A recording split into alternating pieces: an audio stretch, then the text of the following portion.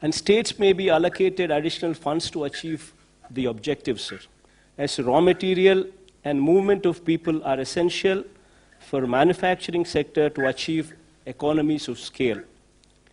Though goods transport is allowed, sir, there are large obstructions to such movement, as many states have been enforcing stricter measures on migrant labor and such movements. Already my state has suffered heavily as manufacturing has come to a standstill and agriculture is not able to market the producer, as markets across and the retail trade across the country are closed down, and we being net surplus in most of the agricultural commodities are facing the brunt, sir. Sir, we have provided a minimum support price for almost all agricultural produce due to the above situation, and because of such support, our finances are severely affected. And our consumption is limited, sir. The restrictions on interstate transport of goods has to be fully removed by all the states, and a situation has to come, sir, when a truck driver, without fear, should be in a position to travel anywhere with his goods without fear of being detained or quarantined, sir. We may all agree that the economy cannot be revived unless there is free movement of goods, migrant labor, and for this interstate boundaries must erase, sir. Sir, public transport is another sector which is affected unless restrictions on public transport across the states is lifted, sir. Movement of persons for attending to their work will be a major problem. Many people commute to their work, including the migrant labor, and if it is not allowed, sir, economy will not come back to normalcy. Sir, currently we've seen a situation where migrants are moving back to their original states. But if they don't come back once again to the states where they were earlier working, normalcy could never come back, sir. And for this, the stigma and the fear should go, sir. So sufficient physical distance inside the buses may, however, be maintained. Masks and sanitizers may be made mandatory in public transport. Similarly, sir, shopping centers can also be allowed to function with physical distancing and masks made compulsory, sir. Sir, while framing standard operating procedures, following points may be kept as the central idea, sir. Norms regarding physical distancing, norms regarding usage of masks, personal hygiene, special focus on rural and urban sanitation, sir. So the measures of upgrading our health infrastructure, sir, what I've just spoken about it some time back, sir, will cost us around 16,000 crores of rupees, sir. Being a new state, we would require support of the union government in achieving this objective. But, sir, apart from what you fund, sir, if the union government can support us by way of interest-free or low-interest loans with long-term repayment period, then we can achieve this objective easily, sir. All our hospitals would be upgraded to the national standards from the village level to the teaching hospitals, and we would in turn build 16 more teaching hospitals, what would be the need of the hour, sir. Sir, we would also request that such loans towards health infrastructure, sir, may not be made part of the FRBM limits, so as to give us flexibility in ensuring other sectors do not face such fund crunch, sir. Sir, coming to MSME sector, sir. See, MSME, sir, MSME sectors is one sector, sir. In our state, we have around about 97,000 MSME units, sir, which deploy almost 9,70,000 people. Meaning to say, sir, every unit employs 10 people, sir, approximately. Sir, until and unless this sector is protected, until and unless this sector is handheld, this sector will collapse. Just imagine, sir, in our state, 97,000 units, which employ almost 10 lakh people. If this sector comes to a standstill, there will be unemployment everywhere, sir. So my suggestion, sir, if for your consideration connected to MSME, sir, for 6 months, sir, for 2 quarters, if you can handhold this sector. Maybe, every MSME unit has 10 employees in it, sir.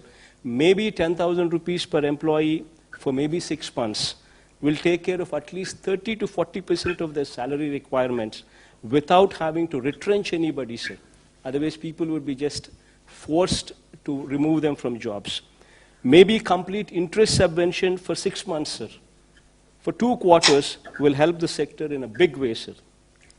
So as far as agriculture is concerned, sir, MSP is to be extended to more number of crops, including horticulture, sir.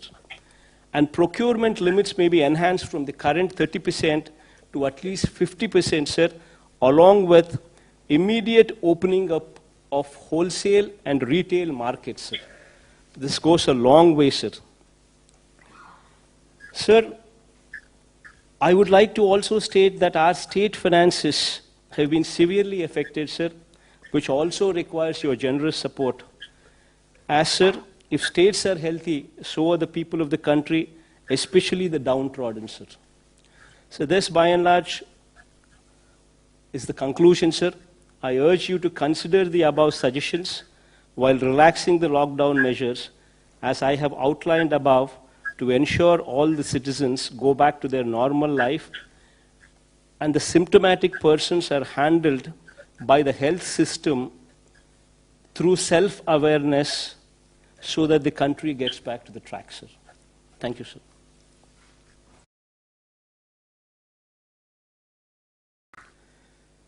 Sir, with 3,253 tests carried out per million population, Andhra Pradesh stands exemplary, sir.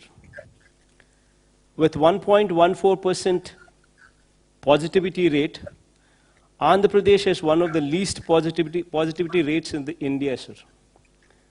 And our mortality rate with 45 deaths stands at 2.27%.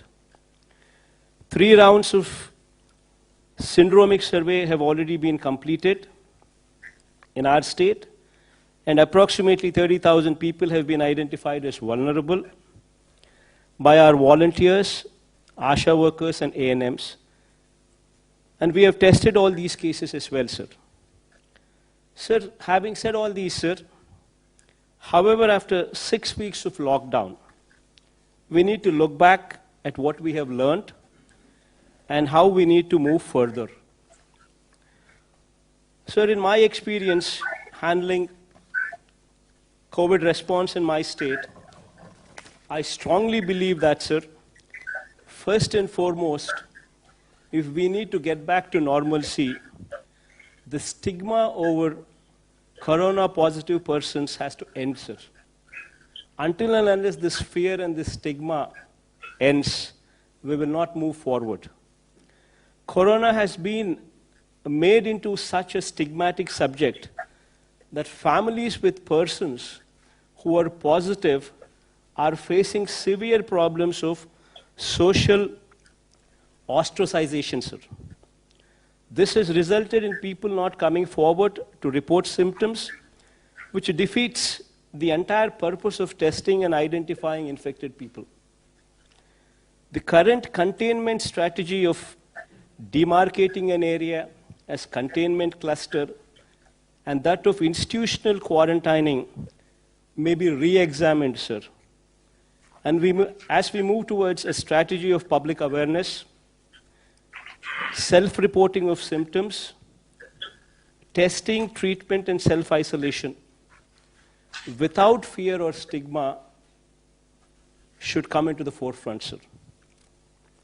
If we can create awareness that 97% or 98% of the cases are curable, and only mild symptoms will occur in 85% of the cases, then stigma attached will go away, sir. So we need to make people prepare themselves to live with coronavirus till a vaccine is produced. Awareness on physical distancing, use of masks and hand sanitizers, and maintaining general hygiene needs priority in these times, sir. Sir, SOPs need to be evolved for workplaces, manufacturing units, and public places, including markets.